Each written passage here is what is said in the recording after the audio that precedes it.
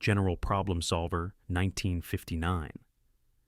As early as 1959, researchers believed they had found the Holy Grail, the general problem solver, GPS. The idea? Software capable of solving any logical problem in the world. It worked beautifully for small logic puzzles.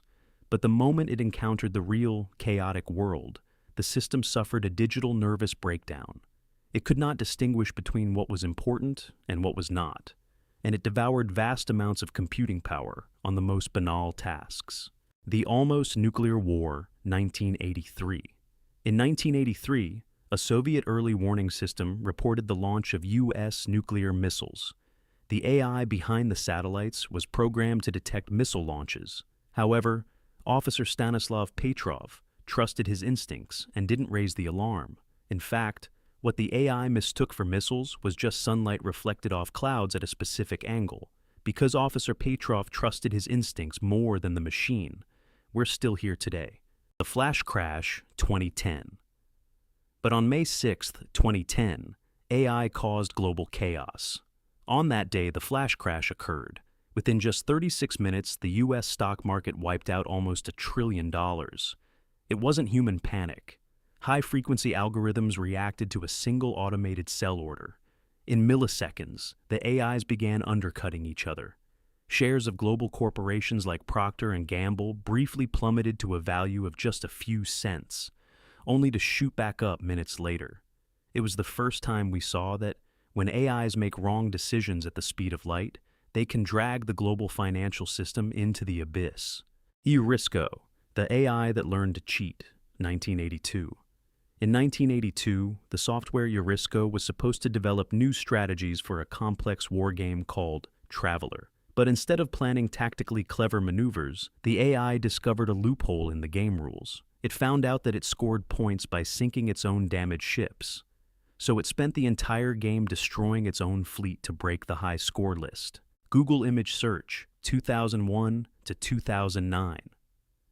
When Google launched its image search, it relied on rudimentary pattern recognition. The algorithms were so primitive back then that they often only scanned colors and rough shapes. A famous example: a festive Thanksgiving dinner was identified as a potato.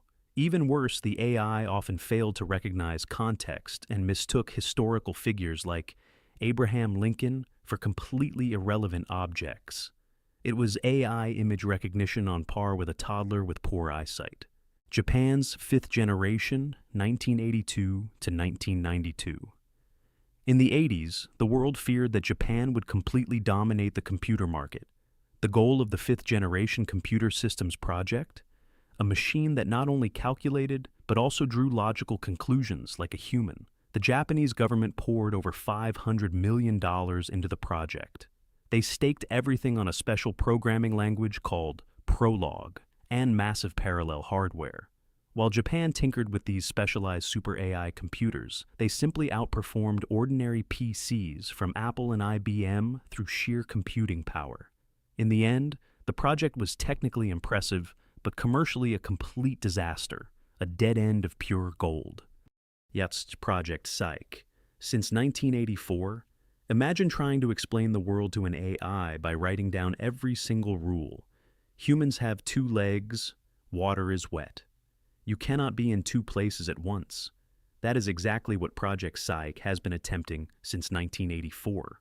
Researchers believe that, after a few years, the AI would possess enough common sense to learn the rest on its own. Spoiler alert, it didn't work. After decades and millions of handwritten rules, it became clear that the world is far too chaotic to be squeezed into a rigid set of rules.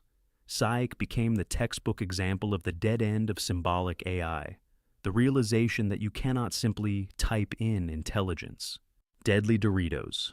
October 2025, Baltimore County. 16-year-old high school student Taki Allen has just finished football practice. He is eating a bag of chips. He crumples up the empty package and pockets it while waiting for his friends. He has no idea that, at this very moment, he is being captured by an AI-powered security camera. At over 50 schools across the U.S., algorithms scan camera feeds every second for weapons in an effort to prevent school shootings. However, the AI mistakes the crumpled, blue reflective chip bag in Taki's hand for a firearm and triggers an alarm.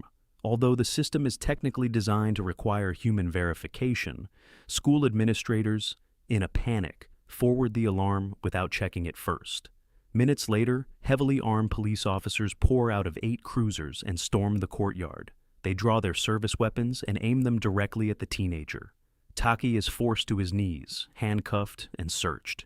His only question in that moment, am I going to die now? They find nothing, except trash. Authorities later described the incident as a proper chain of events. After all, they argue, the software had merely reported an anomaly as designed. But if a system is designed in such a way that an empty bag of tortilla chips is enough to summon a firing squad, then the bag isn't the problem. The problem is the blind faith placed in the code. The $100 billion fairy tale February 2023. Sheer panic grips Silicon Valley. OpenAI has just released ChatGPT, and Google faces the threat of being left behind. In a desperate rush, the search engine giant hastily pushes a demo video for its own AI, dubbed Bard, out onto the web. The AI is tasked with explaining what the James Webb Space Telescope has discovered.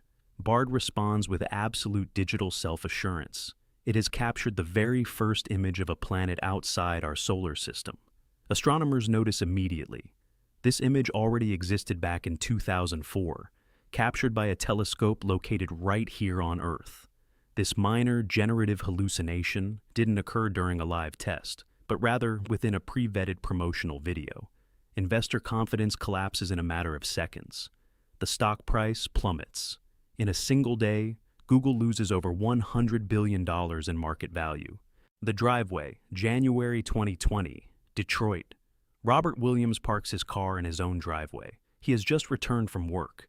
Suddenly, police officers are standing behind him. Handcuffs click. In full view of his wife and young daughters, he is led away. The charge? He is alleged to have stolen watches worth several $1,000s from the luxury store, Shinola. An extremely pixelated, blurry image from a surveillance camera appears. A digital scanning effect sweeps across it, matching it with a clear mugshot of Robert Williams. The police had not engaged in profiling. They had not questioned any witnesses. They simply fed the image into facial recognition software. The police had fed a facial recognition AI system a blurry surveillance image.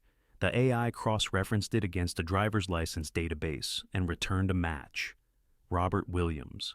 Williams spends 30 hours in an overcrowded cell.